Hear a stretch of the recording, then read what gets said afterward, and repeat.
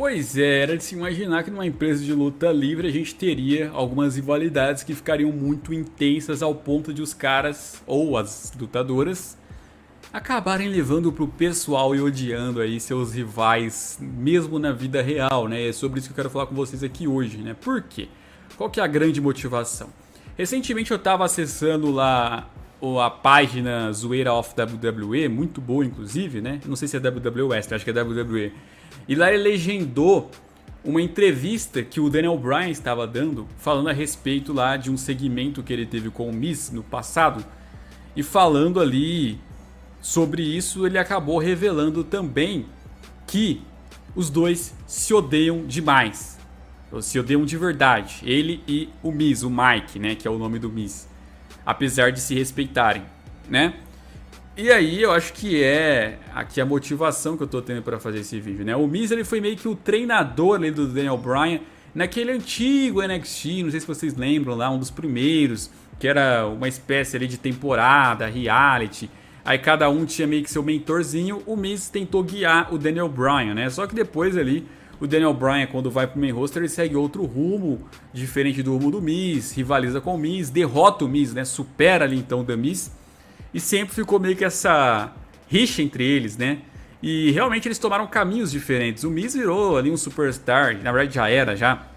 Trapaceiro ali, que não é um dos mais técnicos, mas é um dos mais inteligentes. É um ótimo comunicador ali, tem uma mix skill espetacular.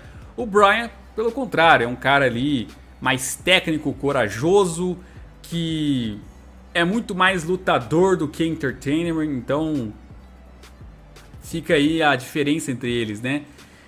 O segmento em si foi em 2016, quando o Bryan estava lesionado ali e aposentado, não podia mais voltar aos rings. E segundo o Daniel Bryan, o objetivo deles era o seguinte: o Miz ia irritar tanto o Daniel Bryan que o Daniel Bryan ia dar um soco nele, né?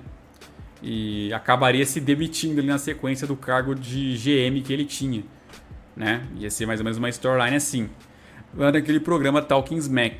Porque queria lutar com o Miz. Então ele falou, bom, fazendo isso, o público vai insistir tanto para ter eu contra o Miz que vão me liberar de lutar, né? Porque havia médicos que deixavam o Bryan lutar e os da WWE não. Só que ele falou que o Miz foi tão bem, mas tão bem naquele segmento, que ele simplesmente só foi embora mesmo. Pro Miz sair ovacionado ali pela promo que ele fez, né, com o Bryan, né? Anos depois ali o Bryan até foi liberado de voltar a lutar, eles tiveram alguns combates, rivalidades ali, o Bryan chegou a fazer uma heel turn bem depois do Miz rivalizar com ele, né? Então aprendeu algumas coisas com o Miz nessa situação toda, mas é isso. Aí a gente tem aqui outros casos, por exemplo da Becky Lynch e da Charlotte. É um caso muito curioso entre as duas, porque elas são grandes rivais hoje em dia, mas lá atrás vocês vão recordar que eram grandes amigas. Seja amigas ali na storyline ou na vida real. Elas realmente ali eram bem conectadas, bem parceiras, faziam praticamente tudo juntas ali, né? E no fim das contas, depois ali, inclusive quem conta isso é o ex-namorado da Becky Lynch, depois que a Becky Lynch faz aquela heel turn lá atacando a Charlotte e começa a ganhar destaque como The Man, rolou ali uma rixa entre elas, né? A Charlotte não gostou de coisas que a Becky Lynch utilizou ali na rivalidade entre elas. A Charlotte sente que ela que levou a Becky Lynch é muito ingrata, que a Becky Lynch tenta copiar tudo que ela faz. E a Becky Lynch não afinou ali, né? Nunca foi muito grata a Charlotte, digamos assim. E o relacionamento delas ficou bem ruim. Isso inclusive interferiu em storylines ali. Tinha segmentos que elas saíam ali da kayfabe, né? E não respeitavam. A Charlotte foi quem mais pesou nisso, de um segmento ali ela acabar saindo do script. Eu não gosto disso, inclusive acho que é antiprofissional você fazer uma coisa dessa ali durante a luta, durante um segmento, né? Mas é isso, elas têm uma rixa, é legal porque eleva ainda mais a rivalidade entre elas, os combates delas ficam até mais marcantes, mas ao mesmo tempo é aquela história, né? Chega uma hora que a WWE fica com medo e acaba não fazendo mais as duas se confrontarem por conta disso, né? Foi um ódio real que rolou entre elas ali, uma rivalidade legítima, né? A gente tem Goldberg e Bret Hart, né? É que o Bret Hart ele tem treta com muita gente, mas com o Goldberg em especial, né? Ele meio que todo ano, em algum momento, ele vai falar sobre o Goldberg, porque o Goldberg, afinal, foi o cara que lesionou ele, né? Que tirou ele ali dos rings com aquele super kick boteado. E ele conta a história que chega a ser engraçada, né? Ele fala antes do combate: Goldberg, pelo amor de Deus, só não faz uma coisa. Só não me lesiona. E foi exatamente isso. 3 minutos de luta lesionou ele. E ele é indignado com isso. Ele fala que o Goldberg não pediu desculpas, né? O Goldberg já rebateu, já dizendo que já pediu, que o Bret Hart guarda muita mágoa, que ele não pode fazer mais muita coisa, né? Que o que ele podia fazer ele já fez. E é lamentável o que aconteceu. E é isso. É uma rixa que o Bret Hart, infelizmente, vai levar junto pro caixão pelo jeito. Porque aconteceu lá no final dos anos 90 e vai aqui passando-se mais de 20 anos e ainda assim ele remoe muito isso em cima do Goldberg. Então eu duvido muito que haverá um perdão final aí. Gostaria, mas não vai haver, né?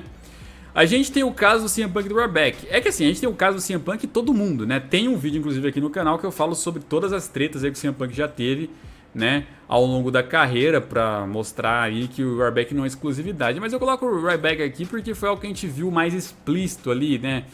Os dois rivalizavam, o Punk dizia que o Ryback era um cara que nem sequer era lutador, né? Lesionava muito ele ali, os problemas de lesão que o Punk teve, veio muitos de combates contra o Ryback. E depois que o Punk sai da WWE, o Ryback provoca muito ele, né? O Ryback ali imitava o CM Punk nas entradas em Chicago, as farpas que ambos faziam um pro outro, né? Então é um ódio mortal que houve ali de CM Punk e Ryback, os caras nem podem mais trabalhar juntos, digamos assim. Embora seria interessante, né? Imagina o Tony Khan bota o Ryback e leva para o Elite. Aí, se o Punk surtou com o Colt Cabana, com o Ryback, então ele ia embora na hora. Ele pediria demissão, né? Mas é isso.